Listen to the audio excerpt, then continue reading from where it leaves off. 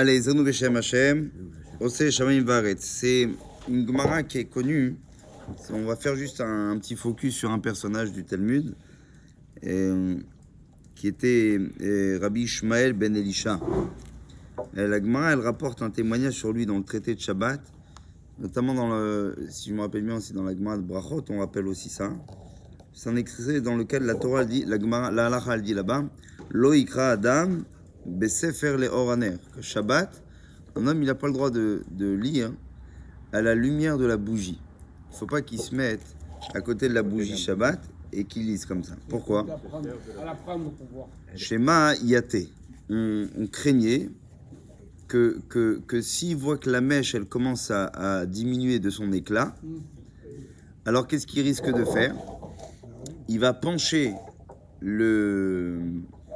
son bougeoir, de faire en sorte que l'huile aille plus, s'abonde plus dans la mèche, et comme ça, la mèche, elle va plus prendre.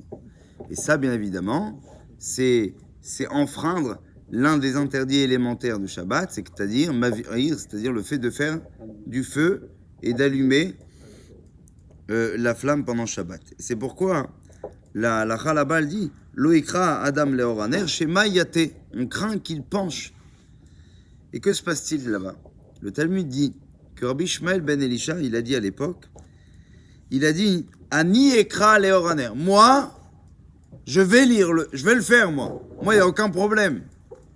Moi, je suis un dingue. Moi, je vais le faire. Et si vous avez peur qu'on penche la bougie, moi, je ne le ferai pas, parce que moi, j'ai toujours en tête que Shabbat Kodesh. Je suis pas n'importe qui, non?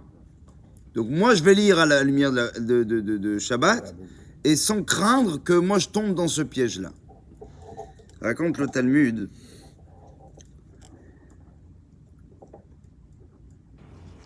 Siper Natan Shabbat Achat. Il y a un rabbin, il y en a un qui l'a balancé. Il s'appelait Rabbi Nathan. Et Rabbi Nathan lui dit, un jour, je suis passé et j'ai vu Rabbi Ishmael lire à la lumière de la bougie. Et j'ai vu qu'il a échoué. Qu'est-ce qui s'est passé? À un moment donné, la lumière n'éclairait pas très bien, il a penché.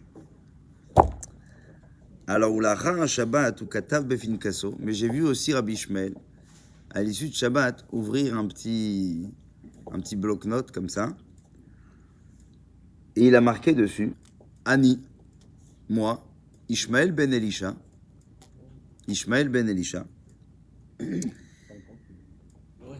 Karati be Shabbat leoraner, j'ai lu Shabbat à la lumière de la bougie, et j'ai enfreint le Shabbat parce que j'ai penché le bougeoir pendant Shabbat. Et c'est pourquoi je promets, il écrit, que chez Iban et Bet Hamikdash, que lorsque sera reconstruit le Bet Hamikdash, j'amènerai pour cela Korban Khatat mi Behema Meshubachat, j'amènerai un sacrifice expiatoire, ok, d'un des animaux, on va dire, les plus honorables pour Dieu. Les commentaires ils disent dessus que ce qu'il a écrit Rabbi Ishmael, il a fait ça pourquoi? Pour se rappeler ce qui lui était arrivé. Afakat lekachin beofel amoïd beyoter tskoret midit shelo lashuv leikashel. C'était pas pour s'engager, c'était un bloc-notes juste pour ne pas qu'il oublie.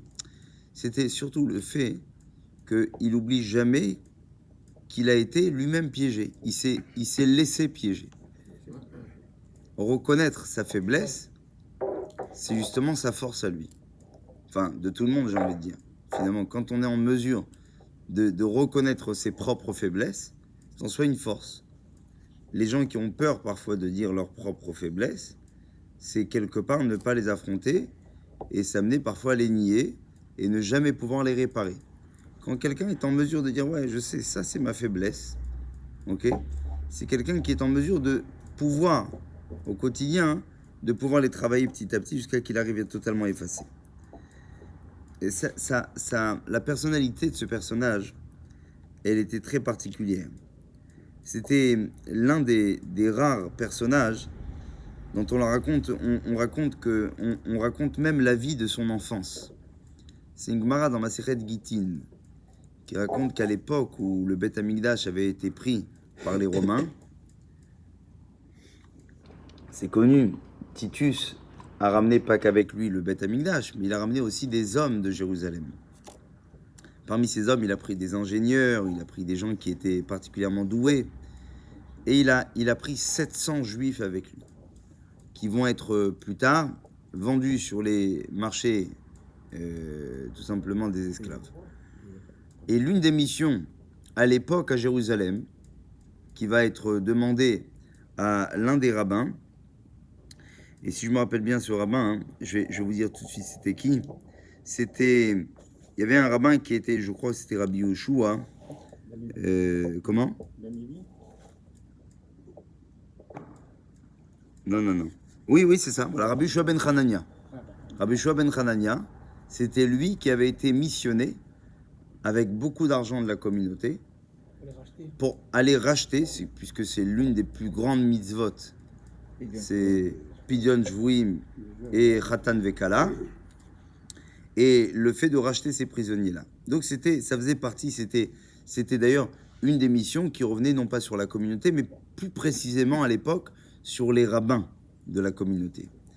Et voilà que Rabbi Yoshua ben Hanania est envoyé pour cette fameuse mission. Quand il arrive à Rome, et il va pour essayer de marchander avec les geôliers quelque part, et essayer de voir combien il peut racheter les esclaves, il tombe nez à nez avec un enfant, dont le Talmud raconte un petit peu l'image que cet enfant avait.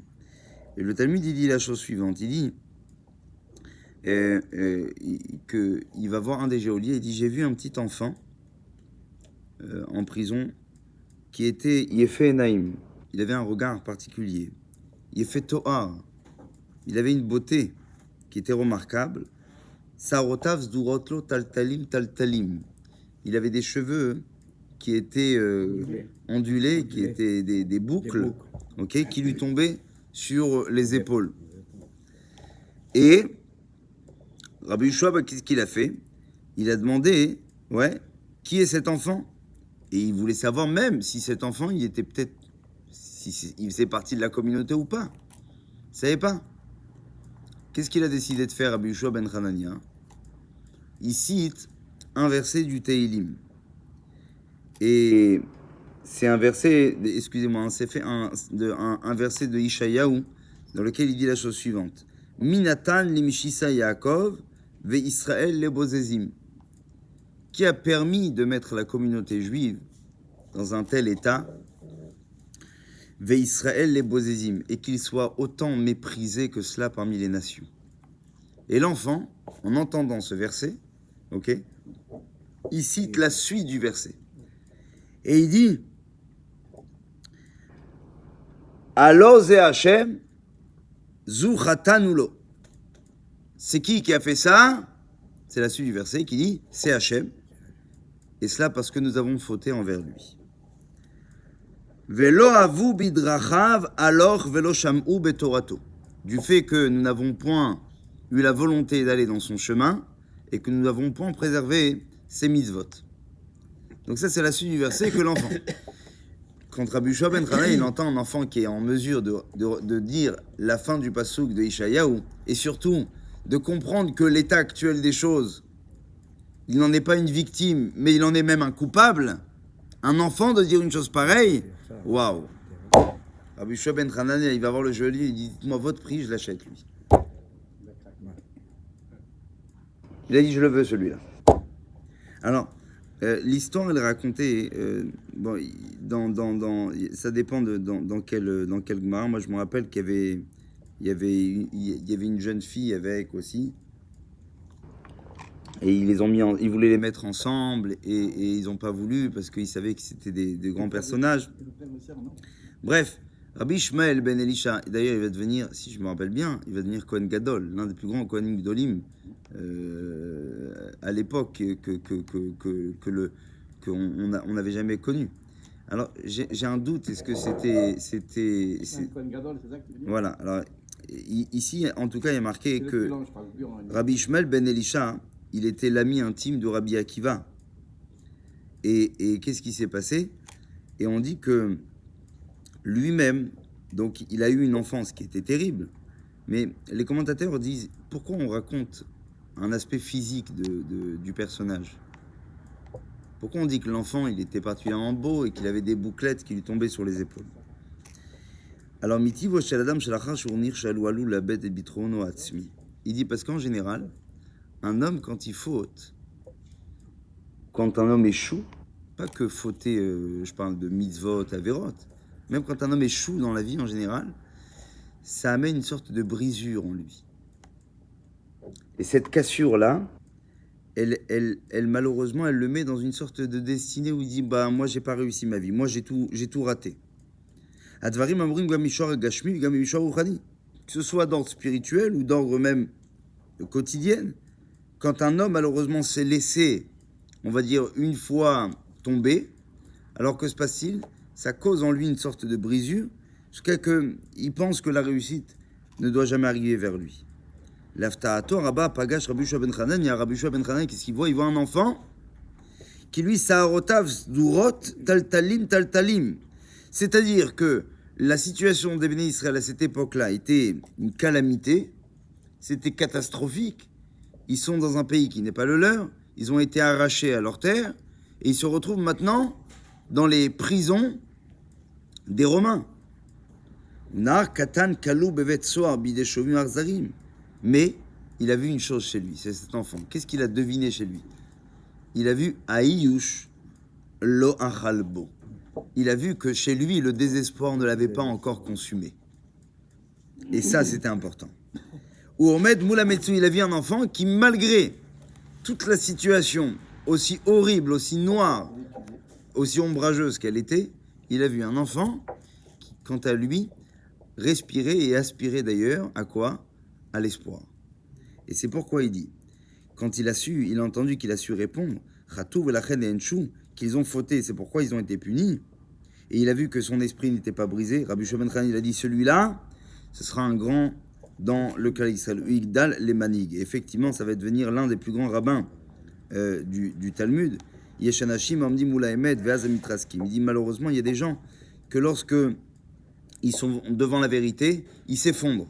Il dit, il y a des gens aussi, ils te disent Faradim les tracés, qu'il y a des gens qui ils ont peur de s'écraser, et c'est pour ça qu'ils ne prennent pas de courage avec eux. Enfin, il rappelle ici le rabbi de Lublin que la Voda, il leur disait que le travail perpétuel d'un chassid, c'est quoi d'un chassid? D'un homme pieux, c'est de ne surtout jamais tomber dans le désespoir. C'est connu, le rabbi Nachman de Breslev aussi, il disait souvent En yush baolam, okay? Il ne peut jamais avoir de désespoir. Il disait cette phrase qui était tirée du Rav Salanter, Kol Azman, chez Aner Dolek, Odef Charles Taken, chaque fois que la bougie est encore allumée, on peut encore réparer. Enfin, beaucoup de phrases comme ça. Il finit en disant, Lo amar latzmo shu patur mikorban khatat, ki lo etkaven le'avir. Il dit, regardez, quand il a fauté Rabbi Shmuel ben Elisha, il a jamais dit, moi je pourrais pas, j'ai pas amené de sacrifice, parce que de toute façon, j'ai pas fait exprès. Qu'est-ce qu'il a fait? Il a marqué ça. Pourquoi? Parce qu'il s'est mis devant une sorte de vérité. Il a dit, moi, Ishmael ben Isha, je suis tombé.